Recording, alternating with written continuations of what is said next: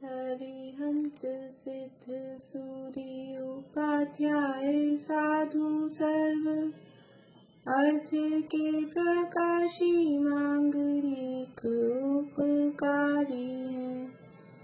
तिन्ह को स्वरूप जान राग भई जो भक्ति काय को नवाए स्तुति को चारी है। धन्य धन्य ते काज सब आज भई कर जोड़ी बार बार वंदना हमारी है। मंगल कल्याण सुख ऐसो हम चाहते हैं। हो मेरी ऐसी दशा जैसी तुम धारी है।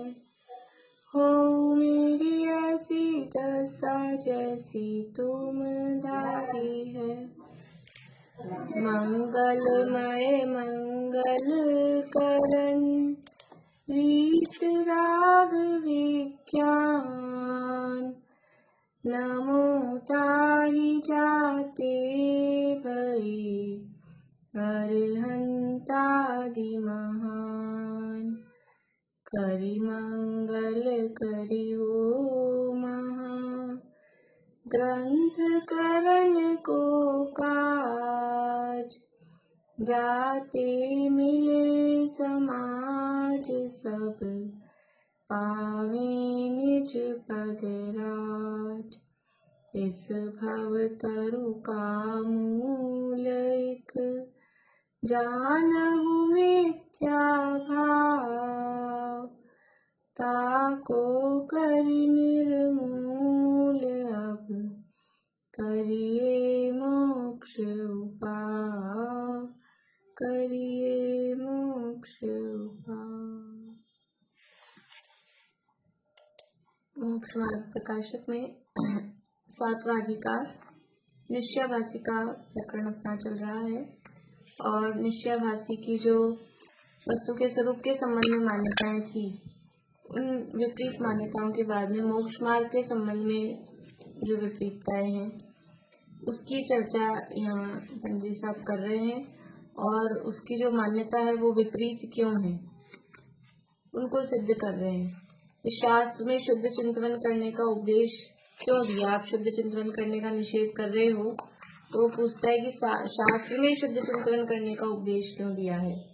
तो उसके लिए यहाँ समय सार के उदाहरण, समय सार की 6ठी गाथा और समय सार की 73वीं गाथा, ये 2 उदाहरण यहाँ पर प्रस्तुत किए हैं। 6ठी गाथा में कहा कि समस्त अन्य द्रव्य हैं और उनके भाव हैं, उनसे भिन्न होने के कारण मैं शुद्ध हूँ।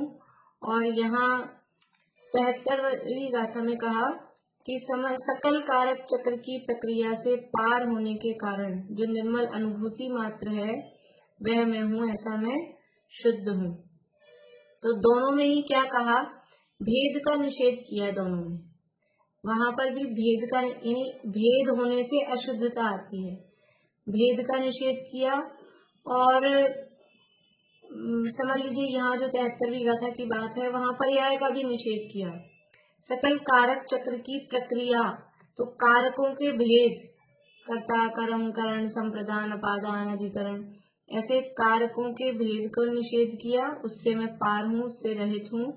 और ये जो कारक हैं, ये कारक किसके होते हैं, ये कारक किसी न किसी कार्य के, क्रिया के होते हैं। और जो क्रिया है या जो कार्य है वो क्या है, पर्याय है। तो ऐसा कह के पर्याय का भी निषेध किया। निर्मल अनुभूति मात्र, अनुभूति जो है, निर्मल अनुभूति मात्र का मतलब यहाँ दिया अभेद ज्ञान तन्मात्र। ये अनुभूति शब्द है वो पर्याय रूप अनुभूति के लिए नहीं यहाँ पर यूज लिया। निर्मल अनुभूति मात्र कह के अभेद ज्ञान मात्र को यहाँ पर ग्रहण किया है। जो अभेद ज्ञान तन्मात्र है, मतलब ज्ञान तन्मात्र, ये तन्मात्र का अर्थ है, इसको संधि विच्छेद करेंगे तत्मात्र, मतलब ज्ञान वह जो है, तत् यानी वो जो ज्ञान है वो उतना है। तो ज्ञान मात्र आत्मा है। ये जो कर्ता कर्मादि के समूह हैं, कारकों के समूह हैं, उस कारकों से रहित, ऐसा कारकों के भेद से रहित, कारकों से रहित मतलब कार्य होगा तो उसमें कारक नहीं होंगे क्या? कारक तो होंगे, लेकिन ऐसे भेद मुझ में नहीं है। कारक होते हैं, कार्य होता है जब, लेकिन मैं उन भेदों को फील नहीं करता हूँ। उनसे रहित ऐसे जो अभेद ज्ञान, अभेद रूप से जो ज्ञान है, ज्ञान का कारण कौन, ज्ञान का कर्ता कौन, फिर उसका कर्म कौन, फिर उसका संप्रदान कौन, उपादान कौन, ऐसे अलग अलग भेद नहीं, बस मैं तो अभेद ज्ञान मात्र जो हूँ, ऐसी निर्मल अनुभूति, ऐसा निर्मल जो मेरा स्वरूप है, उसके कारण मैं शुद्ध हूँ। तो भेदों से रहित पना बताया यहाँ पर, और पर्याय से रहित पना बताया, और ऊपर छठी गाथा में भी वही अपने गुण पर्यायों से अभेद और परद्रव्य से, उसके भावों से वो भिन्नता। तो यहाँ पर भी अभेदता में शुद्धता बताई, अपने गुण पर्यायों से अभिन्नता है ना, तो अभेदपना वो शुद्ध है, ऐसा यहाँ पर स्वरूप बताया है। शास्त्र में शुद्ध चिंतन करने का उपदेश क्यों दिया है? कि शास्त्र में शुद्ध चिंतन करने का उपदेश दिया है द्रव्य अपेक्षा से। शुद्धता दो प्रकार की है, एक द्रव्य अपेक्षा शुद्धता है, एक पर्याय अपेक्षा शुद्धता है। तो शास्त्र में जो शुद्ध चिंतन करने का उपदेश दिया है वो द्रव्य अपेक्षा से शुद्ध चिंतन करने का उपदेश दिया है, और तुम उसको कहाँ लगा रहे हो? कि तुम उसको पर्याय में लगा रहे हो। इसलिए तुम्हारा जो ये विचार है, तुम्हारी जो मान्यता है वो मिथ्या है, इसलिए गलत है। द्रव्य अपेक्षा शुद्ध चिंतन करने का उपदेश दिया है तो द्रव्य अपेक्षा ही शुद्ध चिंतन करो। देखो, यदि द्रव्य अपेक्षा शुद्ध चिंतन नहीं करेंगे तो पर्याय में शुद्धपना प्रकट नहीं होगा। पर्याय में शुद्धपना प्रकट करने के लिए द्रव्य की शुद्धता का विचार करना है, लेकिन अभी पर्याय में ही मैं शुद्ध हूँ ऐसा मान लिया तो फिर वो पर्याय में शुद्धता प्रकट होगी क्या? जब पर्याय में शुद्ध मान लिया तो प्रकट कहाँ से होगी? है ही ना शुद्ध, लेकिन एक्चुअल में तो है नहीं शुद्ध, एक्चुअल में तो अशुद्ध है, और पर्याय में अपने आप को शुद्ध मान रहा है, तो शुद्ध करने का जो पुरुषार्थ है, शुद्धता का जो पुरुषार्थ है, वो पुरुषार्थ नहीं होगा, वो ठप हो जाएगा, क्योंकि मैं तो शुद्ध ही हूँ। इसलिए द्रव्य पर दृष्टि रख के द्रव्य अपेक्षा शुद्ध चिंतन करेंगे तो उससे वो पर्याय इफेक्ट आएगा पर्याय पर। द्रव्य अपेक्षा शुद्ध चिंतन करेंगे तो पर्याय में शुद्धता प्रकट होगी। तो शास्त्रों में तो पर्याय में शुद्धता प्रकट करने के लिए द्रव्य अपेक्षा शुद्ध चिंतन करने का उपदेश दिया है। अब तुम द्रव्य अपेक्षा शुद्ध चिंतन करने का जो उपदेश दिया है उसको पर्याय की अपेक्षा ही लगाते हो, इसलिए तुम्हारी मान्यता मिथ्या है। देखिए आगे बढ़ते हैं, 200 नंबर पेज। तथा इसी प्रकार केवल शब्द का अर्थ जानना, जो पर भाव से भिन्न नहीं केवल आप ही, उसका नाम केवल है। इसी प्रकार अन्य यथार्थ अर्थ का अवधारण करना। पीछे जो बात कही है ना, मैं सिद्ध समान शुद्ध हूँ, शुद्ध चिंतन करने का उपदेश दिया, केवल ज्ञान आदि सहित हूँ। तो केवल शब्द का अर्थ क्या? मैं केवल ज्ञान सहित हूँ, अर्थात जो लोकालोक के समस्त पदार्थों को एक साथ एक समय में जानता है वो केवल ज्ञान, उस केवल ज्ञान सहित नहीं हूँ। केवल शब्द का अर्थ एक और होता है। ये तो जो केवल ज्ञान है ना, ये केवल ज्ञान वो केवल ज्ञान के अर्थ में जो अनंत भगवान को होता है, उस केवल ज्ञान के अर्थ में तो ये जैन दर्शन में विशेष समझ लीजिए टर्मिनोलॉजी है, उसमें ये केवल ज्ञान का अर्थ हम वो केवल ज्ञान करते हैं। अदरवाइज किसी भी सामान्य व्यक्ति से पूछा जाए केवल ज्ञान का मतलब क्या, केवल मतलब ओनली, मात्र, मात्र ज्ञान, ऐसा उसका अर्थ होता है।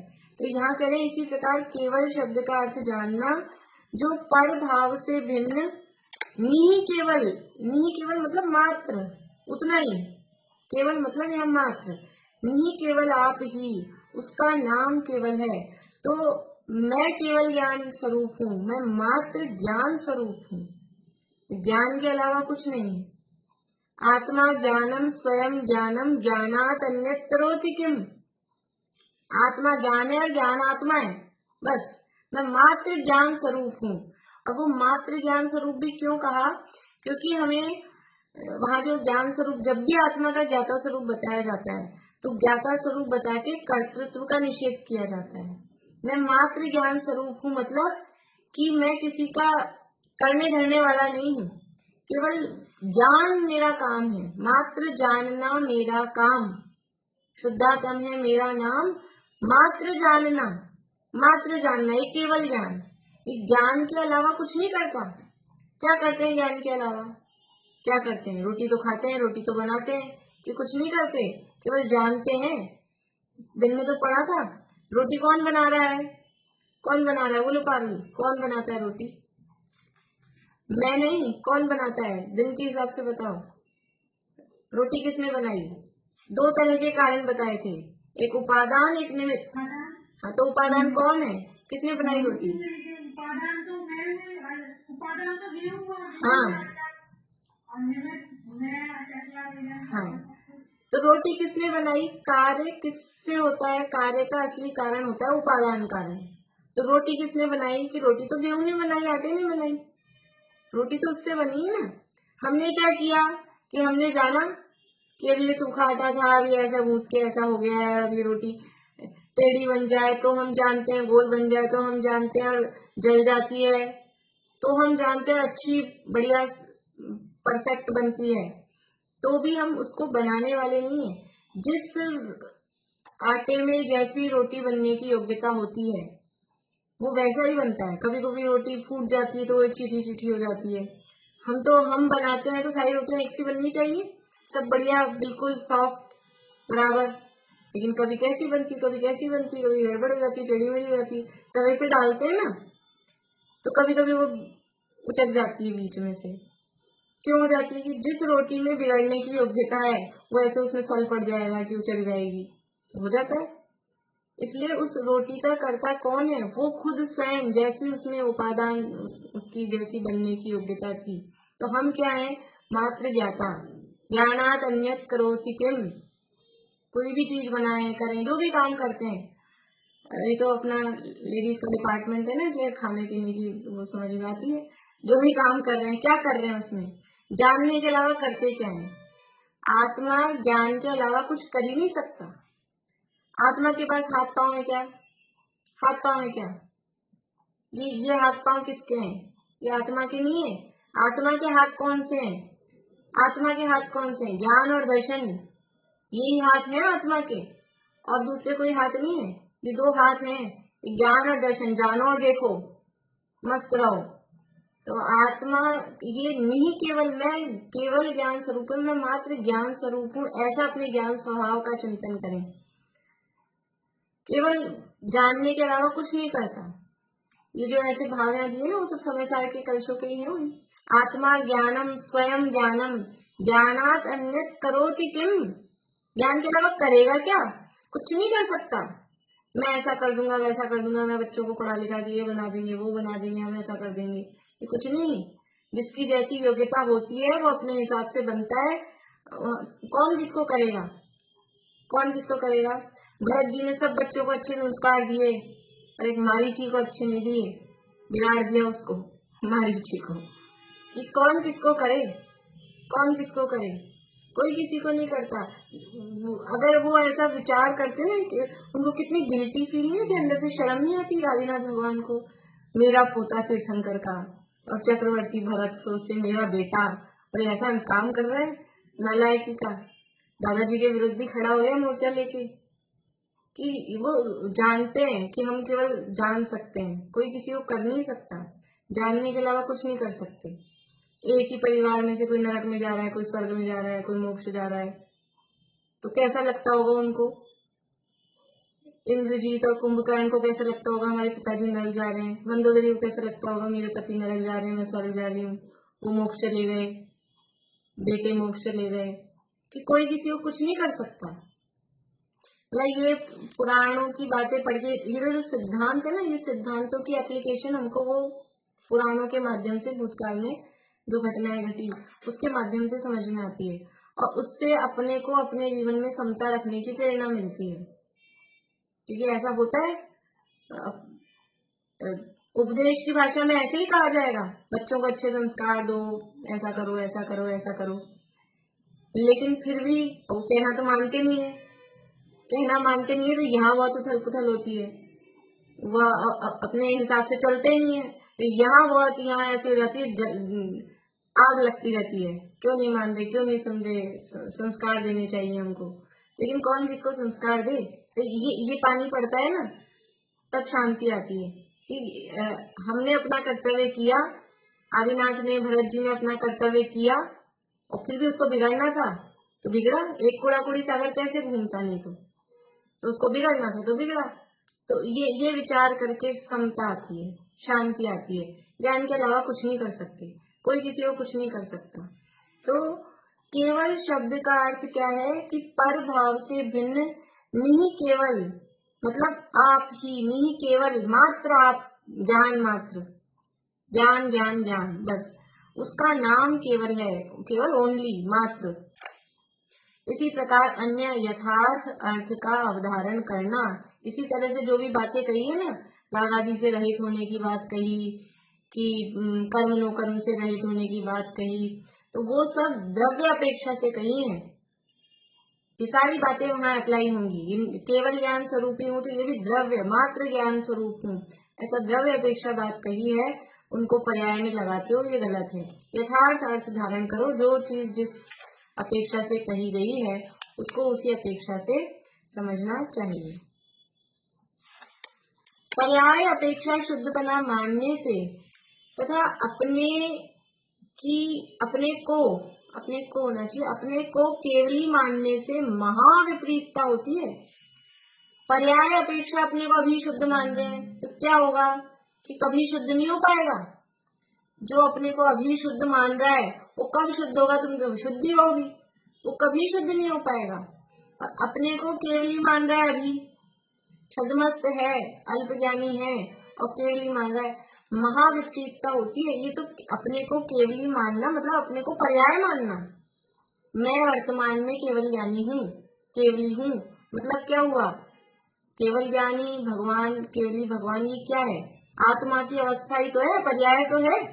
अपने को पर्याय माना आपने, और अपने को पर्याय मानने से तो सम्यक दर्शन तो बहुत दूर की बात है, ये केवल ज्ञान मान रहा है अपने आप को। अपने को द्रव्य स्वरूप स्वीकार करना, उससे आत्मा की अनुभूति होती है। केवली भगवान, अनंत भगवान तो अपने को केवली मानते होंगे ना, मैं केवल ज्ञानी अनंत भगवान हूँ, वो तो ऐसा मानते होंगे ना। वो क्या मानते हैं, वो ऐसा मानेंगे तो क्या होगा। बोले मृदुला जी, कुछ बोल रहे हो आप? वो कैसे बाहर हो जाएंगे, वहां तक ज्ञान मात्र करेंगे। नहीं, लेकिन अभी तो ज्ञान मात्र रह जाएंगे कैसे, वो तो केवल ज्ञानी अवस्था में ना समावेशन में विराजमान है, सारी सब विभूति है, तो वो क्या मानते होंगे अपने आप को, मैं क्या हूँ, क्या मानते होंगे।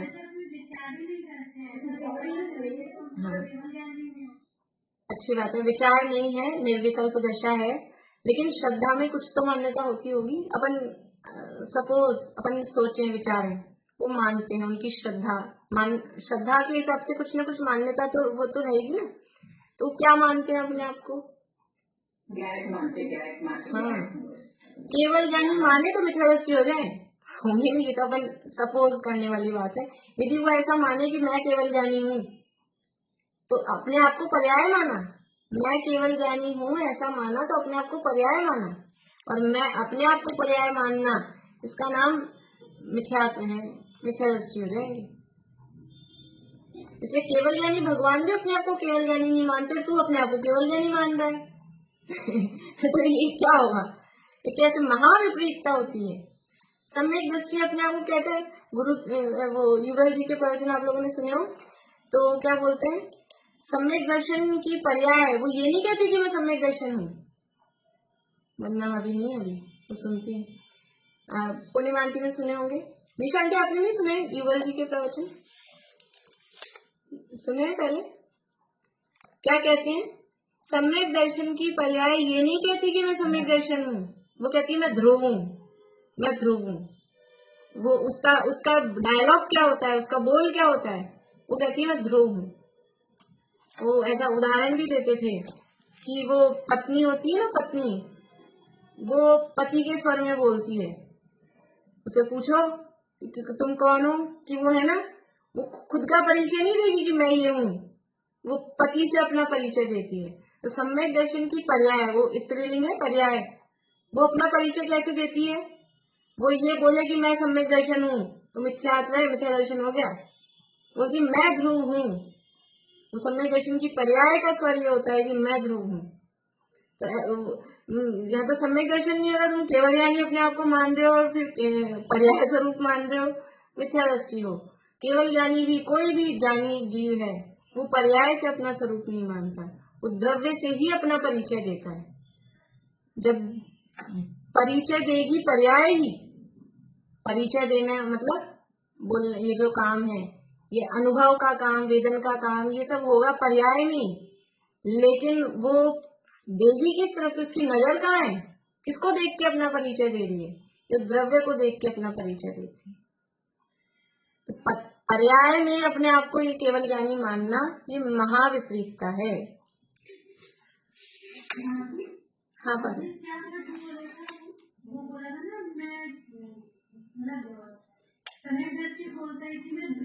हाँ, सम्यक दर्शन की पर्याय ये नहीं कहती कि मैं सम्यक दर्शन हूँ, वो कहती है मैं ध्रुव। ध्रुव मतलब द्रव्य, त्रिकाली ध्रुव मतलब हमेशा रहने वाला, उसको ध्रुव बोलते हैं। भगवान आत्मा के विशेषण है अपने, त्रिकाली ध्रुव, भगवान आत्मा, ऐसा। ध्रुव का मतलब है जिसमें चेंजेस नहीं हो रहे। पर्याय में तो चेंजेस हो रहे हैं, पर्याय तो उत्पादय होता है, आ रही है जा रही है, आ रही है जा रही है। ध्रुव का मतलब जो एक मेंटेन है, बना हुआ है, वो ध्रुव। जैसे पंखा होता है ना, पंखे की पंखुड़ियां हैं, वो तो समझो पर्याय, और वो जो उसका रॉड है वो स्थिर है, वो ध्रुव। ऐसा नहीं, ये तो ध्रुव, द्रव्य के लिए ध्रुव, और ध्रव्य तो है वो गुणों के लिए आता है, उत्पादय ध्रव्य उत्तम सत, तो वो उत्पादय पर्याय और ध्रव्य कभी कभी दोनों सिमिलर अर्थ में भी यूज लेते हैं, लेकिन ऐसे फर्क भी करते हैं। पर्याय अपेक्षा शुद्धपना मानने से, 200 पेज पे है तीसरी लाइन, पर्याय अपेक्षा शुद्धपना मानने से तथा अपने को केवली मानने से महाविपरीतता होती है।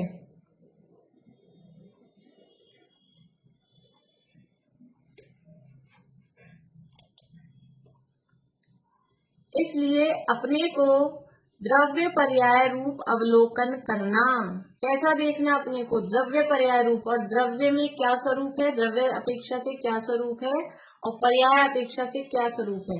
मतलब आप देखो कि यहाँ वो निश्चयाभासी है ना, तो उसको प्रमाण की तरफ ले जा रहे हैं। प्रमाण मतलब संपूर्ण वस्तु को, द्रव्य पर्यायात्मक वस्तु को, द्रव्य से क्या स्वरूप है, पर्याय से क्या स्वरूप है, अपने को द्रव्य पर्याय रूप अवलोकन करना, द्रव्य से सामान्य स्वरूप अवलोकन करना, पर्याय में अवस्था विशेष का अवधारण करना। द्रव्य में मेरा क्या स्वरूप है, द्रव्य अपेक्षा से क्या स्वरूप है, तो ये जो सामान्य स्वरूप, सामान्य स्वरूप मतलब शुद्ध हूँ, बुद्ध हूँ, ज्ञान स्वभावी हूँ, ये सामान्य स्वरूप। द्रव्य की अपेक्षा से सामान्य स्वरूप का अवलोकन करना। अवलोकन करना मतलब वही अवलोकन अर्थ से देखने के अर्थ में आता है, लेकिन उसका विचार करना, ऐसा मानना। और पर्याय में अवस्था विशेष अवधारण करना। पर्याय में किसको लेना? पर्याय में ये पर्टिकुलर जो अवस्थाएं चल रही हैं वो देखना, द्रव्य में अपना शुद्ध स्वरूप देखना, और पर्याय में जो वर्तमान की अवस्थाएं हैं, जो अवस्थाएं दिखाई दे रही हैं, वो अवस्थाएं अवधारण करना, मतलब उसको ग्रहण करना, उसको देखना। इस प्रकार चिंतन करने से सम्यक दृष्टि होता है। और ये पढ़ने से अपने को गुरुदेव के एक एक वाक्य में कितना बैलेंस था। जैसे कल जो अपने कहा था ना, बदा भगवान छो और बदा भगवान थाओ, ये पूरा बैलेंस्ड है कि द्रव्य दृष्टि से सभी जीव भगवान हैं, लेकिन पर्याय में नहीं है। इसलिए द्रव्य से तो सभी भगवान हैं, और पर्याय में भी भगवान बन जाओ। अगर ये अपेक्षा नहीं समझा गया सभी भगवान है, तो भगवान है तो फिर होना क्या है? जब है ही तो होना क्या है हमको, है? इसलिए ये इस प्रकार चिंतन करने से द्रव्य पर्याय रूप, द्रव्य से अपने स्वरूप का विचार करें, और पर्याय की पामरता, पामरता मतलब पर्याय में जो अभी हीन अवस्था हो रही है उसका भी विचार करें। अपने को द्रव्य पर्याय रूप अवलोकन करना, द्रव्य से सामान्य स्वरूप अवलोकन करना, पर्याय में अवस्था विशेष अवधारण करना। इस प्रकार चिंतन करने से सम्यक दृष्टि होता है, क्योंकि सच्चा अवलोकन किए बिना सम्यक दृष्टि नाम कैसे प्राप्त करे। सच्चा अवलोकन नहीं करेगा, यथार्थ स्वरूप नहीं समझेगा, तो सम्यक दृष्टि कैसे होगा। शब्द अर्थ भी करें ना, सम्यक दृष्टि, सम्यक यानी यथार्थ सही, और दृष्टि यानी वो अवलोकन करना। श्रद्धा के अर्थ में भी देखें या दृष्टि का सामान्य अर्थ भी करें तो वो सम्यक कब होगा कि तुम यथार्थ अवलोकन करोगे, तब तो सम्यक है दृष्टि। गलत ही देख रहे हो, पर्याय में अशुद्धता दिख रही है और विशुद्धता देख रहे हो। तुम्हारी देखने वाली अगर देखना अर्थ भी करें उसका, तो वो भी तुम्हारी गड़बड़ है। राग आदि सहित दिख रहा है, कर्म नो कर्म सहित दिख रहा है, अल्पज्ञानी दिख रहा है, संसारी दिख रहा है, फिर भी अपने को मुक्त मानता है, केवल ज्ञानी मानता है, राग आदि से रहित मानता है, कर्म नो कर्म से रहित मानता है।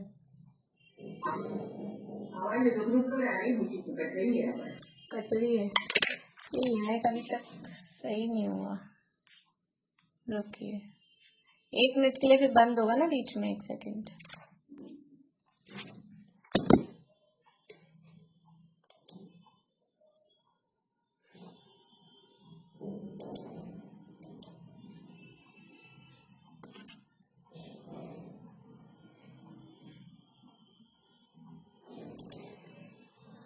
अब देखिए, अब शायद सही आएगी।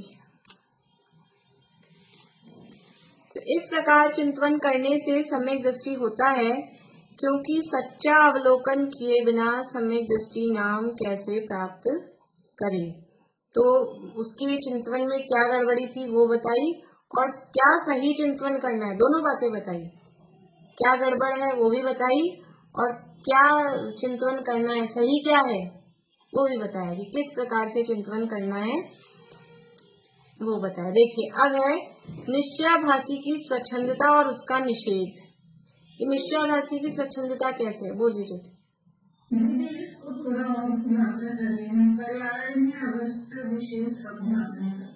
पर्याय में अवस्था विशेष, पर्याय में मतलब जैसे अपने से बोलते हैं द्रव्य में तो ये लेना, पर्याय में ये लेना, ऐसा वर्ड है ये में। पर्याय में धारण करना मतलब हम पर्याय में कुछ ग्रहण करेंगे वो नहीं। द्रव्य पर्याय रूप अवलोकन करना, अपने को द्रव्य पर्याय रूप अवलोकन करना, द्रव्य से सामान्य स्वरूप अवलोकन करना, द्रव्य से जो हमारा सामान्य स्वरूप है वो अवलोकन करना। और पर्याय में किसको ग्रहण करना, मतलब पर्याय में क्या देखना कि पर्याय में अवस्था को देखना, अवस्था विशेष मतलब जो अवस्था चल रही है, पर्टिकुलर अवस्था को देखना। पर्याय में वो सामान्य स्वरूप का चिंतन नहीं होगा, ऐसा। ठीक है, हाँ, रियलिटी को देखना पर्याय में,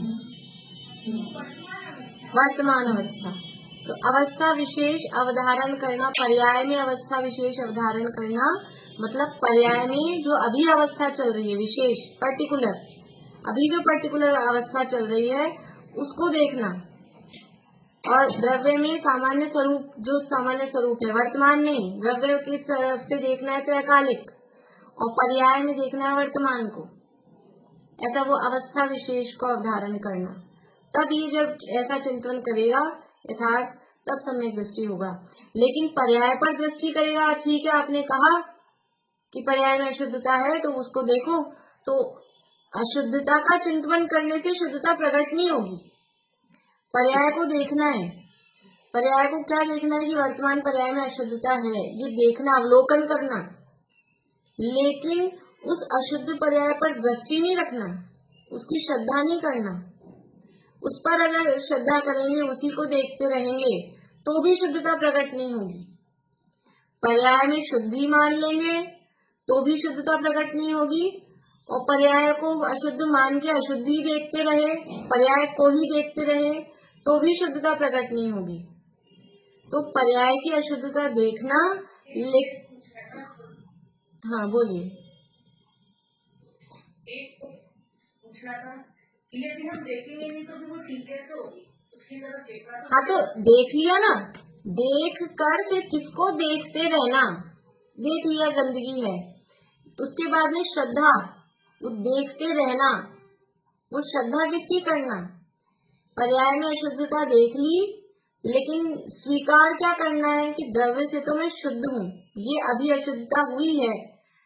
देखो अपन रास्ते में चलते हैं, बारिश के दिनों में पैर गंदा हो गया, कीचड़ लग गया, तो क्या करें?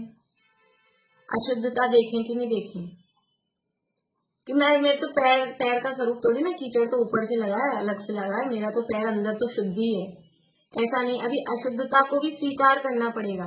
तो अशुद्धता स्वीकार कर ली और ये समझे कि हमारा तो पैर गंदा ही हो गया, कीचड़ कीचड़ स्वरूप ही हो गया पैर, तो क्या करें अब? तो भी वो फिर साफ करने का प्रयास क्यों करेगा? ये अशुद्ध ही हो गया। तो अंदर से वो शुद्ध है, और धोएंगे, पानी डालेंगे तो वो शुद्ध हो जाएगा। तो अशुद्धता को देखकर फिर लक्ष्य किस पे करा? वो पानी डालने का जो प्रोसेस किया, सफाई करने का, वो कब किया? कोई चीज अपनी गिर जाए, रसगुल्ला गिर जाए, सोच रहा है साहब उदाहरण देते हैं, रसगुल्ला कीचड़ में गिर गया, रसगुल्ला नाली में गिर गया, तो फिर उसको कोई धोने का प्रयास करेगा? और 1 करोड़ का हीरा, 1 करोड़ का हीरा नाली में गिर जाए तो हम जानते हैं कि वो 1 करोड़ के हीरे में अशुद्धता घुसी नहीं है, लेकिन वो रसगुल्ले में तो पूरी घुस गई है अशुद्धता। तो वो पर्याय में, अभी हम ये जान रहे हैं कि वो पर्याय में अशुद्धता दिख रही है, हीरा अभी कीचड़ में दिख रहा है। पर्याय में अशुद्धता दिखने पर भी उसका नेचर कैसा है कि वो तो शुद्ध ही है। कांधे में हेम अमल है, कीचड़ में पड़ा हुआ भी सोना है, हीरा है, वो अमल रहता है, उसमें अशुद्धि घुसती नहीं है। ऐसे ही अभी ये संसार की अवस्था है, मोहराग देश की अवस्था है, कर्म नो कर्म के संबंध रूप ऐसी कीचड़ की अवस्था है, संसार रूपी कीचड़ में पड़ा हुआ है। तो भी एक्चुअल में द्रव्य से कैसा है? द्रव्य से तो मैं शुद्ध हूँ, वो कीचड़ ने जरा सा भी मुझे टच भी नहीं किया। एक्चुअल में तो टच करता तो अंदर घुस गया होता, तो सोने में जंग लग जाती। यदि सोने में वो घुस जाए थोड़ा भी पानी कीचड़, तो सोने में जंग लग जाए, लेकिन अंदर घुसता नहीं, इसलिए सोने में कभी जंग नहीं लगती, इसलिए उसको वो सोना है, इसीलिए उसकी कीमत है। लोहे में जंग लग जाती है, खराब हो जाता है, सोने में जंग नहीं लगती। तो ऐसा मैं कंचन तत्व, स्वर्ण हीरा हूं मैं, कि ये संसार में कर्म कर्म के बीच में पड़ा होने पर भी हूं अभी, तो भी अशुद्ध नहीं हुआ। बोले आंटी। जाते हैं ना, द्रव्य क्षेत्र का भाव पढ़ते ना, सामान्य विशेष नित्य नित्य एक अनेक भेद अभेद, ऐसे इस तरह से चलेगा ना। द्रव्य को पकड़ेंगे वो क्या अलग रहेंगे, और विशेष परिणाम को लेकर रहते हैं, दोनों चिंतन का आ गया ना वो। हाँ, पर वो क्या है कि वो भी ज्यादा सबको वो नहीं है ना, वो 1-2 दिन विषय चला तो ज्यादा सब समझते नहीं है। तो ये लोगों को ये बात समझ कभी हाँ, ये तो ये वस्तु स्वरूप समझ में आ जाए तो कुछ नहीं। ये डिप्रेशन इसीलिए है वास्तव में, ये सारी चीजें वस्तु स्वरूप समझ में आ जाए तो वो इसीलिए प्रसन्न रहता है। सम्यक दृष्टि जीव प्रसन्न रहता है। एक इस तरह की एक सूक्ति चलती है, जैनी जो दुखी सो दुखी नहीं, और दुखी सो जैनी नहीं। वो जैन का मतलब जो यथार्थ स्वरूप जानता है, खाली नाम से जैन नहीं, क्योंकि वस्तु स्वरूप जिसको पता है वो दुखी हो नहीं सकता है, और दुखी होता है इसका मतलब है वस्तु स्वरूप की श्रद्धा नहीं है। दुखी मतलब वही लेवल वाइज समझना। आप कहोगे रामचंद्र जी रोते हुए दिखे हमको 6 महीने तक, तो वो स्टेप बाय स्टेप जितना जितना जिस अंश में जितनी विकरालता हुई है उस हिसाब से समझना। तो अपने को द्रव्य पर्याय रूप अवलोकन करना, द्रव्य से सामान्य स्वरूप अवलोकन करना, पर्याय में अवस्था विशेष अवधारण करना। वैसा भी समझ में आया कि पर्याय को नहीं देखेंगे तो भी हम शुद्धता नहीं करेंगे, और पर्याय को ही देखते रहेंगे तो पर्याय के लक्ष्य से शुद्धता प्रकट नहीं होती।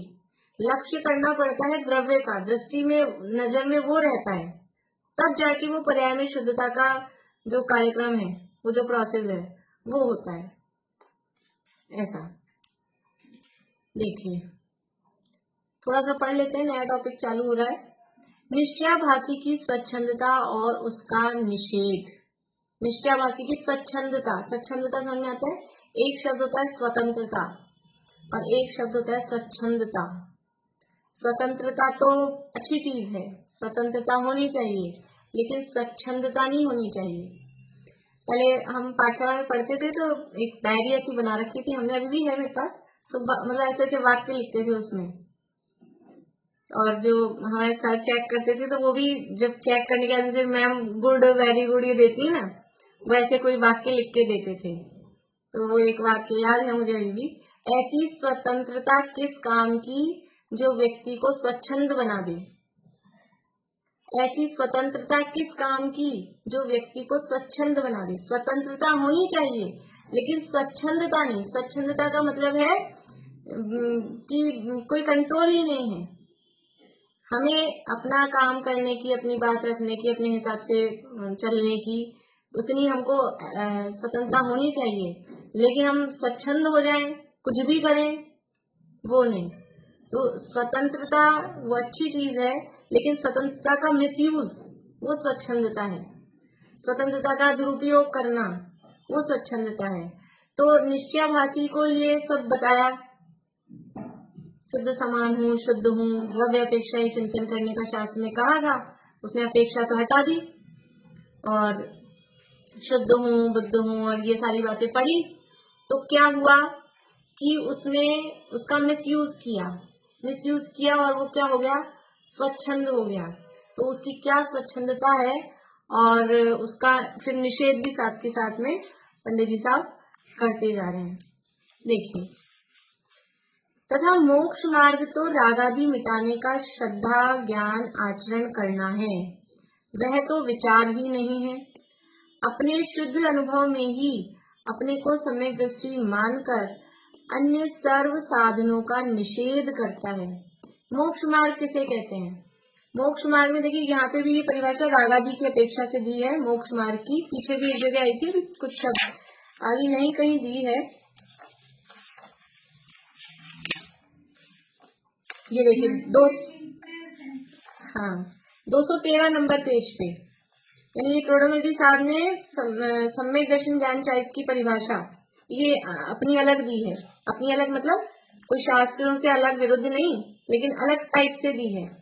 जैसे रत्नगंज शावकाचार में देवशाद गुरु के श्रद्धान को सम्यक दर्शन कहा। श्रद्धानम परमार्थानाम आप्तागम तपोभृताम त्रिमूढ़ा पूर्णमष्टांगम सम्यक दर्शन मस्मयम। छड़ाला में परद्रव्यंते भिन्न आप में रुचि सम्यक तो भला है। तत्वार्थ सूत्र में तत्वार्थ श्रद्धानम सम्यक दर्शनम, ये परिभाषा यानी स्वरूप वही है सम्यक दर्शन का, लेकिन जहां जिस टाइप से जो आवश्यकता हुई वहां उनको तत्वार्थों का स्वरूप समझाना था, तो तत्वार्थ स्वरूप श्रद्धानम कहा। तो यहाँ क्या कह रहे हैं, देखिए 213 नंबर पेज पे बोल्ड टाइप में, जिस प्रकार से रागादि मिटाने का श्रद्धान हो वही श्रद्धान सम्यक दर्शन है। जिस प्रकार से रागादि मिटाने का जानना हो वही जानना सम्यक ज्ञान है, तथा जिस प्रकार से रागादि मिटे वही आचरण सम्यक चारित्र है, और ऐसा ही मोक्ष मार्ग मानना योग्य है। ये मोक्ष मार्ग है, सम्यक दर्शन ज्ञान चारित्राणी, ये मोक्ष मार्ग है। तो सम्यक दर्शन क्या है कि जिस प्रकार से रागादि मिटाने का श्रद्धान हो। आज मैं गुरुदेव का कोई प्रवचन पढ़ रही थी, उसमें भी उन्होंने अलग तरह से मतलब वो ऐसा तीनों परिभाषा दी है, वो प्रकरण के हिसाब से। अभी ध्यान नहीं आ रहा मुझे क्या पढ़ रही थी मैं, इसी तरह से कुछ भी है। जिस प्रकार से रागादि मिटाने का श्रद्धान हो वही श्रद्धान सम्यक दर्शन है, क्योंकि सम्यक दर्शन वो श्रद्धान का नाम है। लेकिन कौन सा श्रद्धान? कि तत्वार्थ श्रद्धान। और तत्वार्थ श्रद्धान में क्या है कि रागादि मिटाने का श्रद्धान, रागादि आश्रव भाव ये है ऐसा श्रद्धान। तो यहाँ रागादि की प्रकरण चल रहा है, तो उन्होंने रागादि की तरफ से वो शब्द पर्टिकुलर यूज लेके परिभाषा दी। जिस प्रकार से रागादि मिटाने का जानना हो, ज्ञान हो, वो जानना सम्यक ज्ञान है, तथा जिस प्रकार से रागादि मिटे वो चारित्र सम्यक चारित्र है। अब इसमें आप समझ लो कि क्या क्या है, व्रत करना, उपवास करना, भूखे रहना, कि ये छोड़ना वो छोड़ना, इतनी प्रतिमा धारण कर लेना, रागादि मिट रहे हैं कि नहीं मिट रहे हैं। यदि रागादि मिट रहे हैं तो वो आचरण सम्यक चारित्र है, और कषाय बढ़ रही हैं, मिटने का तो काम ही नहीं। कषाएं बढ़ रही हैं और सोच रहे हमने चारित्र धारण कर लिया, मुनि बना भी धारण कर ले और रागादि नहीं मिट रहे हैं, कषाएं नहीं मिट रही हैं, तो ये वो सम्यक चारित्र नहीं है। जिस प्रकार से रागादि मिटे वही आचरण सम्यक चारित्र है, उसका नाम सम्यक चारित्र है। शरीर की क्रिया का नाम सम्यक चारित्र नहीं है, क्योंकि चारित्र है वो आत्मा का गुण है। आत्मा का गुण है तो वो आत्मा में प्रकट होगा कि शरीर में प्रकट होगा। इसलिए शरीर की क्रिया का नाम चारित्र नहीं है। आत्मा में अंदर जिस तरह से रागादि मिटे उसका नाम सम्यक चारित्र है। तो ये इसकी तरफ से यहाँ दिया कि मोक्ष मार्ग तो रागादि मिटाने का श्रद्धा ज्ञान आचरण करना है। ये यहाँ तो इतना सा लिखा था, उसका खुलासा आगे किया है 213 पेज पे। मोक्ष मार्ग क्या है कि रागादि मिटाने का श्रद्धा, जिस श्रद्धा से रागादि मिटे वो सम्यक दर्शन हुआ, तो ये श्रद्धा, जिस ज्ञान से रागादि मिटे वो जानना, वो सम्यक ज्ञान हुआ तो उसका ज्ञान, और जिस आचरण से, जिस प्रवृत्ति से रागादि मिटे वो आचरण, वो सम्यक चारित्र। तो मोक्ष मार्ग तो रागादि मिटाने का श्रद्धा ज्ञान आचरण करना है, वह तो विचार ही नहीं है। रागादि मिटाने का तो दिमाग में ही नहीं है, उसकी तो बात ही नहीं है। और अपने शुद्ध अनुभव में ही अपने को सम्यक दृष्टि मानकर अन्य सर्व साधनों का निषेध करता है। बस मेरे को तो मैं शुद्ध सम्यक दृष्टि हूँ ऐसा विचार करना है, और बाहर में जो साधन कहे, व्रत पूजा, व्रत उपवास स्वाध्याय पूजन पाठ, जो भी कुछ भी रागादि जिससे कम हो, ये सब रागादि कम करने के लिए सहायक कारण है। ये सब करने से रागादि कम हो ही जाएंगे ऐसा नहीं, लेकिन रागादि कम करने के लिए ये सब निमित्त बनते हैं, सहायक होते हैं। वो सब साधनों का निषेध करता है और कुछ नहीं। मैं अपने को तो शुद्ध मानना है।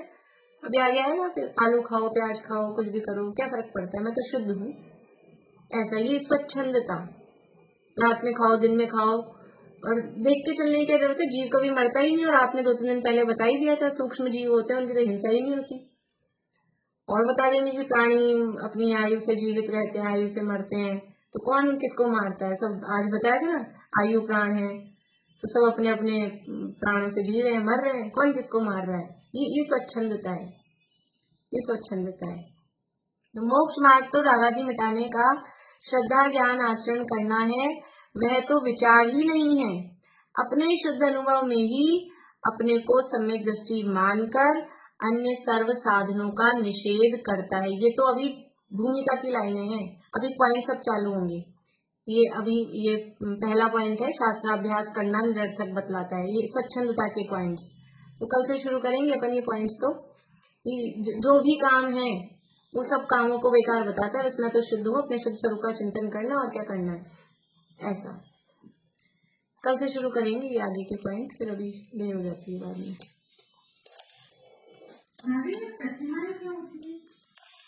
प्रतिमाएं होती है, जैसे सम्यक दर्शन होता है चौथे गुण स्थान में, उससे ऊपर होता है 5वां गुण स्थान, मतलब जो व्रती बाहर में व्रत ले लेते हैं, जैसे अपने को ब्रह्मचारी टाइप से दिखते हैं, कुछ डिफरेंट से दिखते हैं, व्रत नियम वगैरह लिए हुए, तो ये 5वां गुण स्थान होता है देश व्रत। उसमें यानी 5 पापों का एक देश त्याग होता है, तो उसके 11 लेवल हैं, 11 स्टेप्स हैं। किस किस लेवल पर आप वो त्याग कर रहे हो।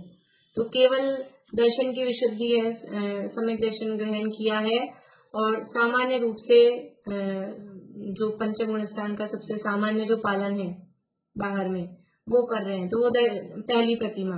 फिर दूसरी है व्रत प्रतिमा, तो उसमें व्रत पूर्वक नियम पूर्वक, यानी ये जो प्रतिमाएं हैं प्रतिज्ञा पूर्वक, संयम अंश जगो जहां भोग अरुचि परिणाम, उदय प्रतिज्ञा को भयो प्रतिमा ताको नाम, यानी अंदर से संयम के भाव आए और फिर नियम पूर्वक। देखो एक तो ऐसा होता है हमने रात्रि भोजन का त्याग कर रखा है, रात में भोजन नहीं करते, लेकिन 6 बजे तक 6:15 बजे तक 6:30 बजे तक करते रहते हैं। थोड़ा सूरज तो छिप जाता है लेकिन अंधेरा नहीं हुआ बिल्कुल एकदम, तब तक भी करते रहते हैं। या फिर रात में अन्न नहीं खाते और भी कुछ बिना अन्न की चीजें खा लेते हैं, तो हम बोलते हैं हमने रात्रि भोजन का त्याग कर रखा है। ये एक रात्रि भोजन का त्याग है। और एक ऐसा रात्रि भोजन का त्याग कोई करता है कि बिल्कुल सूर्यास्त के पौन घंटे पहले पानी वानी सब बंद, बिल्कुल किचन ही बंद, तो वो रात्रि भोजन का त्याग। लेकिन रात में हम अलग अलग उसमें लेवल है कृत कारित अनुमोदना से, कि हम रात में 4 प्रकार के आहार होते हैं, खाद्य स्वाद्य लेयर पेय, तो हम कुछ लगाएंगे भी नहीं, बाम बाम क्रीम तेल वगैरह वो भी, तो अलग अलग टाइप से जो त्याग कर रहे हैं।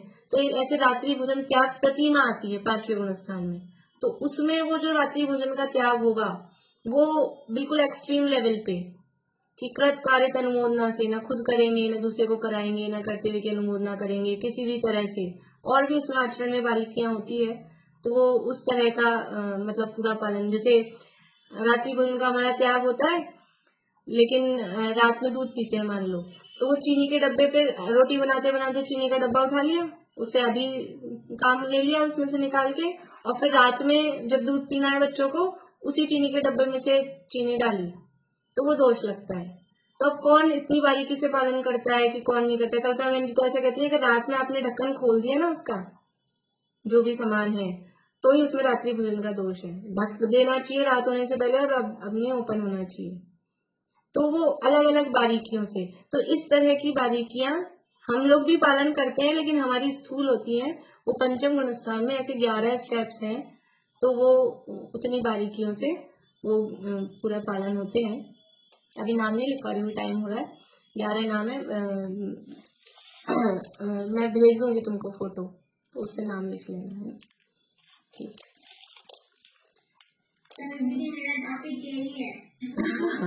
उस दिन इनको कब बोलोगे आप, पारल को इनवाइट कर लेना। कल बोलोगे ना आप, पारल का ज्वाइन कर लेना 1:45 से, ठीक है।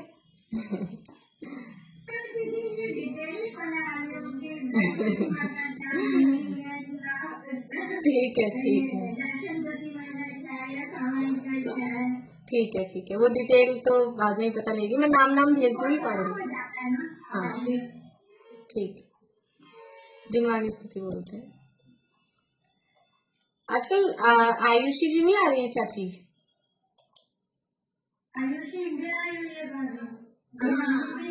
वो ऑफ करके देखती है। अच्छा नाम नहीं दिखता, अच्छा मुझे नाम नहीं दिखता है इसलिए। अच्छा अच्छा ठीक।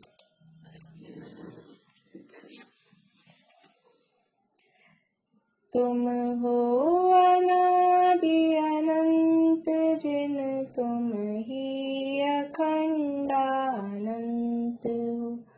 तुम वेद विरहित वेद वेद शिव कामिनी के कंत हो। तुम संत हो भगवंत हो, तुम भव जलधि के अंत हो। तुम में अनंत अनंत गुण, तुम ही अनंत अनंत हो।